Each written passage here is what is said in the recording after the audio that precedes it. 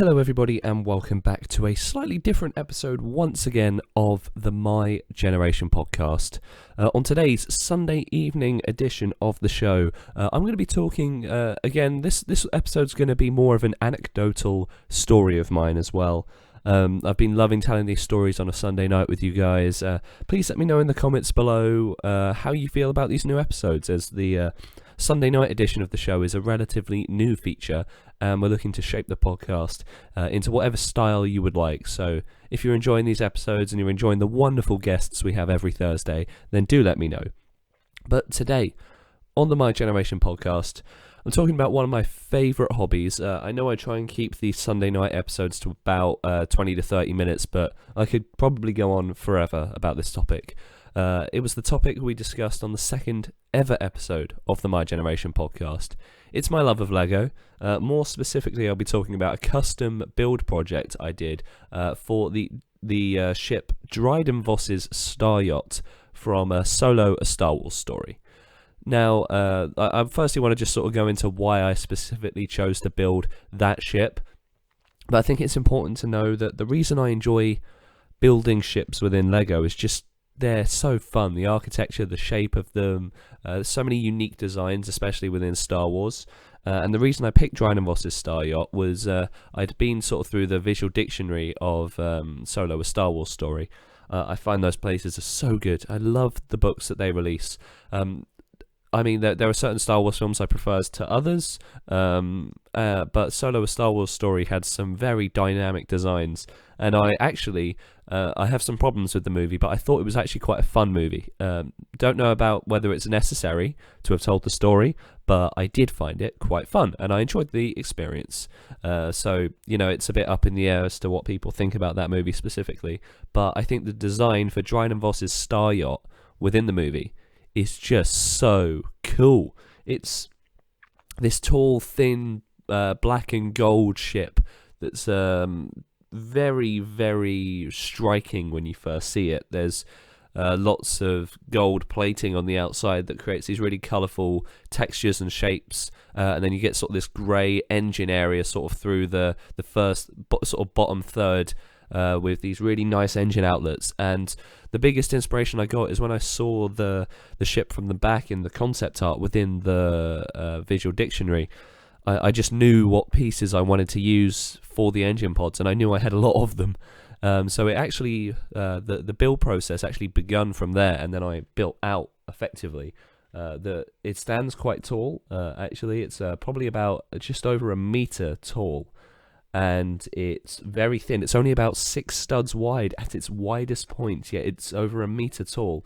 And if you've seen the shape of the ship, I should have it in the thumbnail for this as well. It's a very it's not gravity friendly, so I've got a few support pieces, as you can probably see on the bottom, so that it doesn't fall over all the time. And it was such a fun experience to build this. And it was a challenge. I built it over sort of slowly as a hobby, really, over 3 months of and I just sort of slowly worked on it. It was a good, fun little passion project to have on the side of everything I was doing last summer. I really had just such a fantastic time actually, was it 2019? I think it may have been 2018. Yeah, I think it was May 2018. I'm just getting lost with the time. So I spent all that time on it, but I knew that I didn't have enough pieces. So I went onto Bricklink, which is an incredible place to go and purchase sort of individual pieces. And I just had a rough idea of what pieces I was going to need a lot of. So gold plates, sort of lots of gold accessory pieces. The outside is littered with sort of accessory pieces you can get in gold. And I knew I had a lot of sort of black 1x1 clip pieces that I could sort of put on and then have things attached on the outside. Because the actual sort of bulk of it is just bricks on top of bricks on top of bricks, so it's a fairly simple build. But on the inside, I've actually got, because I've really only got sort of 2 studs width of room for like structure and support, because of the shape of it on the back, there's some elastic bands in there sort of holding bits and pieces together that I'll never be able to access, and the inside is so colourful as well. But I sort of just started building from the bottom, really. with an idea of what was going to happen when I got to the engine pods, but I started at the base and just built it upwards. And then as I started to run out of parts, I just ordered more on Bricklink because the actual shape of the exterior involved a lot of similar pieces. But then sort of it was applying the accessories at the end, because the sort of pack of golden accessories was one of the last things I bought and really brought the whole thing together. I think one of the bits I'm most satisfied with in the whole build is the back, because there's a series of black 4x6 plates that just run the whole way down the back that create this really nice texture, and it's clipped on at the top and then clipped in at the base just above the engine area as well. And then that's sort of also, I think I've got a rubber band in there that's sort of pulling it tight and snug as well, so it's not going to come away. And I've had this sitting in my room on display for, as I said, since probably June 2018, and it's not broken yet. And it's still looking pretty good. I was just so pleased with how the back of it came together, because the way I'd sort of built it, it was all hollow and open at the back. You just sort of had sloped bricks that sort of gave the shape to it, and then the black 4x6 plates just sort of rest on top of those and then clip in at the top and bottom. And I just sort of had to pray that it would work, because I'm no engineer, if you couldn't tell. My dad is, and I have a couple of friends who are very good engineers. I mean, Dan Inwood, who we have on the podcast very regularly, he's very, very attuned with this stuff. But this is sort of my first time sort of actually having to work out, weight, size, distance between objects, whether this thing can actually support its own weight. But obviously it was built mainly brick, just sort of black bricks on top of bricks on top of bricks, and then just sort of applying detailing and texture to the outside of it. So the front is all again sort of 4x6 black plates, but the front of the ship is a lot flatter, and I think that sort of complements the back shape of it, where it sort of angles out and then back in on itself underneath the engine pods, and the front is so strikingly straight down that you get two very different sides to this ship. And the front was a lot easier to put together, obviously, because it was just a case of, when I was building the bricks up, having some of those snot pieces that would allow me to just put plates directly onto the side, so there's no clipping involved there. It's all just pushing studs against studs, and it all just comes together. I think sort of in the middle it started to get a little bit difficult, so I think I may have hooked a little bit of it in with some elastic bands just for support's sake, but it's not coming apart anytime soon.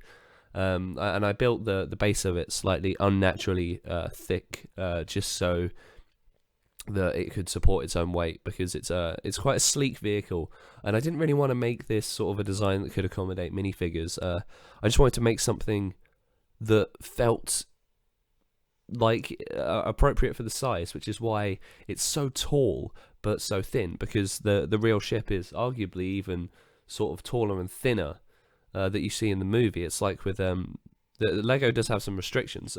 I one of my favourite sets that I own is Krennic's Imperial Shuttle from Rogue One. It's such an incredible set. It's a beautiful design, and the way it all comes together, there's so much thought has gone into the angles and the shapes of it and the way it opens up. It's a beautiful set, and if you can get a hold of that, it should still be, I think it's retired now, but it should still be fairly easy to find.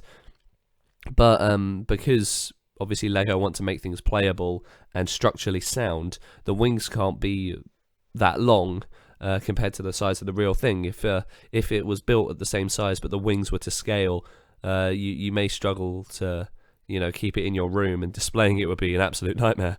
But so sometimes there are compromises in real mass release sets, which I fully understand, because it makes them so much easier for a sort of a kid to play with, or you to build, and it's just structurally better, and it still looks good. But with this, I wanted to sort of target something that wasn't really for play. It was just going to be aiming for the right scale, sort of like the new-ish UCS Imperial Star Destroyer, where you can't sort of put anything inside of it, but it's still to a good scale. So you have one thing without the other sometimes in Lego sets in general, but that's not a problem, because they both have a purpose for their market, which is just great. Another thing I love about what I've built is I feel like it's one of those sets that looks better the further you are away from it, because all those exterior details that are sort of pasted on the side look a little bit flatter at a distance. So it's not a set that looks particularly beautiful up close, but it's something that I think really comes together when you sort of take a look back at it, and it's sort of, a centerpiece in a room. Another thing, sort of as I was getting toward the top of it, I was sort of working out how I would put together that top little bridge area, and then I realised that just, you feel like you're putting pieces together that don't really work, and then you finally just connect it to the main body of the ship, and it all just flows, and it just looks like the piece from the concept art book, which was incredible. I took some creative liberties with the shaping of the gold exterior, so getting those sort of thin lines wasn't something I wasn't too interested in, just because to do that would have required me to not really build it just bricks on top of bricks. I would have definitely had to do it with plates, and it's not something that I could do financially or had the time or indeed the skill to sort of plan out. So I've taken some creative liberties with that, but I don't think it compromises the build. Some of the more challenging bits within this project, actually the engine pods, I spent so much time on them. They took a little bit more time than I was expecting to get the sort of golden circle bit in the middle, surrounded by all the grey pieces. I knew all the parts I wanted to use, but I went through sort of 5 or 6 iterations just because of the scale. I initially built it too big in all directions, and then it was too wide but not tall enough, and it just looked a bit funky. So I sort of settled with like a 3 bricks tall design, because I had it at 5 at one point. It just looked really wonky, and I thought if I keep building up with it like this, that by the time I get to the top it's just going to look disproportionately large. And having that really, really good concept art book image just really helped make that process much easier for me, because I had something to base it off of. In that concept art book, there's also some really amazing other designs of what Dryden Vos's ship nearly looked like, and there's some designs in there that I really would like to tackle building one day, potentially. But I don't have any of the parts for it, so it would be a heavy investment. I'd have to put aside some finances for it. What was quite nice about this is I had a lot of spare black and gold pieces from loads of old Lego sets that I had. A lot of the gold ones coming from like Indiana Jones or Prince of Persia sets that have been disassembled, and then a lot of the black pieces coming from what I can only presume is like City, Star Wars sets of old, because I had my sort of big tub of Lego that pretty much everyone's got is of like early 2000 sets really. And so I had a lot of simple pieces to work with, so the actual build of the main skeleton is using very simple old pieces. And then all the pieces you sort of see on the outside are modernized pieces, so that it gives it a modern look on the exterior, which I think is pretty cool, because it gets a mix of sort of both new and old, and still feels quite sleek, which is what I wanted, because a lot of the Star Wars ships have very strong dynamic shaping that makes them very difficult to translate into Lego, which makes the Krennic's shuttle and like Kylo Ren's command shuttle sets both even more impressive. I mean, if you step away from Star Wars, like Destiny's Bounties are one of my favourite sets I own. Also, the Silent Mary, and going back into Star Wars, I've got the UCS Slave 1 here, and it's how they made that is just incredible. But I didn't have those pieces available, so I was quite lucky to sort of pick a design where the front of it was really, really flat as well, which made it very simple to put together the front side of it, and that gave me confidence that I could create something that was visually striking. The front turrets as well that it has are just sort of sword jousting pieces that I have from my like old Knights Kingdom sets from when I was a kid. I love seeing pieces that I've been able to reuse from my childhood and going, oh, I know what set that was from, and all the memories attached to it, and then seeing it in a build that's so grand as the one I have that I'm really quite proud of. And there is a certain pride that comes with an adventure that you undertake like this. It's really, really cool. It was just so much fun to make something that was completely my design and then share it to the world. There's just something great about, stepping away from work. even though like I thoroughly love all of my work that I do, there's just something nice about doing something that's a bit separate from it, that's all on its own, really wholesome, and you can spend some time just doing that's a bit of fun. And relating to some Easter eggs that are inside it as well, because I wanted to just have some fun with this build. And this is a spoiler for Solo: A Star Wars Story, so if you haven't seen it, do turn away. But I've got a Darth Maul inside of it, in reference to his scene in the movie, and I've sort of put him behind some like translucent light blue pieces to make him feel like a hologram. So there's sort of two studs of thickness, and then the first one is Maul on the inside, and the next one is the clipped in translight blue pieces that make him look like a hologram. It's really cool, and that's just sort of a flap that opens up on the side, so there's a bit of the exterior that you can just pull away and it just comes back to reveal Maul. And then I've got a clip on the other side. You pull open that clip and it reveals the idol from Indiana Jones, because apparently that made an appearance in Solo: A Star Wars Story as an Easter egg, so I thought it'd be fun to include it in mine. Obviously Harrison Ford played Han Solo in Star Wars and then Indiana Jones movies, although Solo, it's Han Solo's played by Alden Ehrenreich, who I thought did a pretty good job in the movie, although this isn't a film review for Solo: A Star Wars Story. But I still obviously love doing my film reviews, and you can find plenty of those across the My Generation podcast. I'd love to know from you if there's any films or any sort of passion projects you're working on at the moment. Maybe it's something to do with Lego. Maybe it's something completely different and something I've not heard of. Please, I would love to hear from you, because these sort of hobbies that we do away from work sort of shape us as well, and they're really, really fun to share those stories. And they make us unique. Everyone has more strings to their bow. I learned a lot from building this thing. It taught me about perseverance, because I had to go back and sort of disassemble pieces and then rebuild them. As I said, that engine part took way longer than I was expecting. And I had obviously put a lot of orders together on Bricklink. I think I have 5 orders in total. And I had to be very sort of specific and careful with what I was buying, so I wasn't just spending loads of money on Lego, because it's so easy on Bricklink, especially when a lot of the pieces can be quite cheap when you just buy it and you think, oh, it's only like 10 pence here, 20 pence here, and then you've got an order that's like £40 in like 10 minutes, and you're thinking, well, where did that go?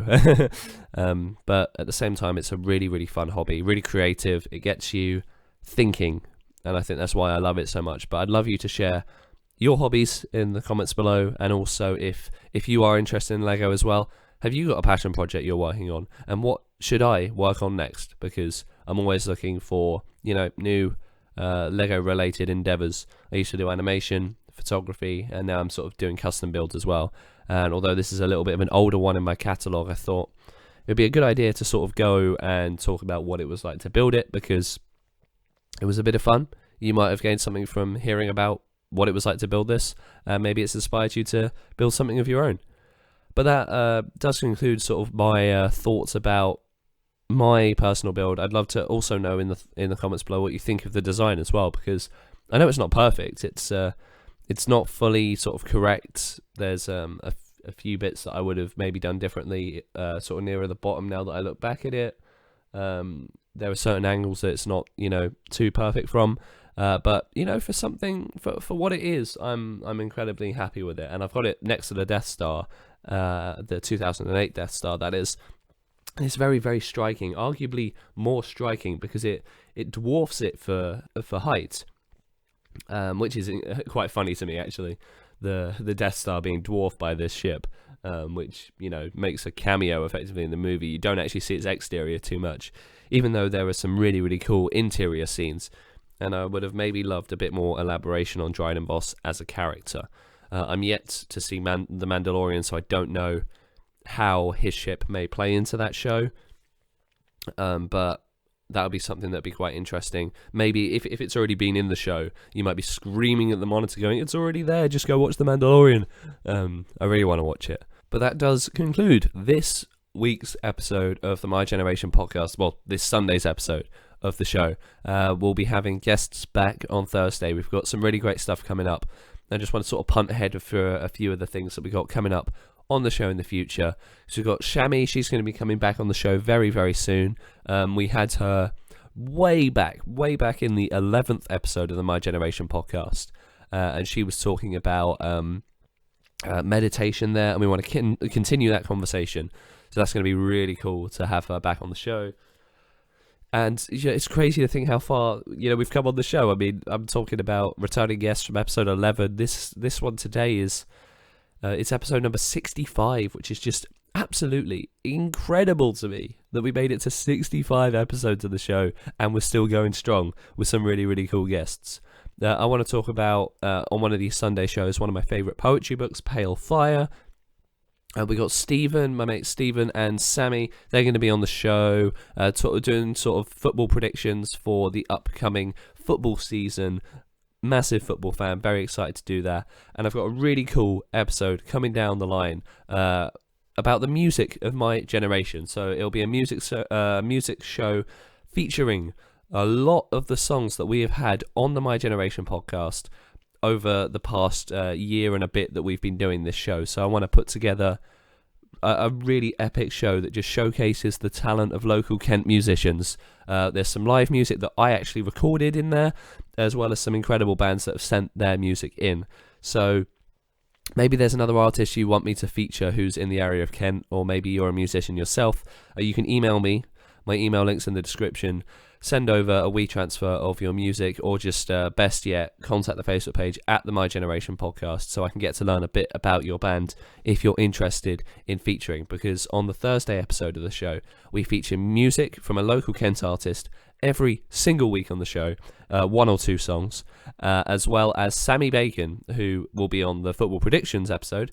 He comes in every single Thursday on the My Generation podcast, every single week, and he does an album recommendation, which is so cool. There's always new music to be discovered, and Sammy is there to provide it each and every single Thursday for you to take in. And it's sort of a 3 or 4 minute discussion about music, which is so cool. It was initially 1 minute, but Sammy's been really pushing it with the duration. He just gets so into what he's talking about that I just had to let him have a longer section.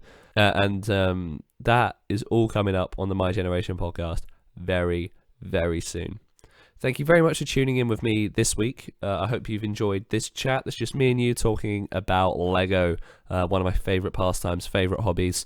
I'd recommend checking out episode 2 of the My Generation podcast if this is the type of content that interests you. Because me and Harry Monday, one of my good friends, Harry, love him, he was on the show talking about collecting with me as well. So I was talking about Lego collection. Harry used to have a Lego collection. He now collects DVDs, and I like to revisit the idea of collecting and what people are interested in. So we'll tune in with you on Thursday for the mainline episode where we'll be speaking to a guest on the My Generation podcast. I've been Max Barrett, your host, and we'll tune in with you on Thursday for that episode of the My Generation podcast.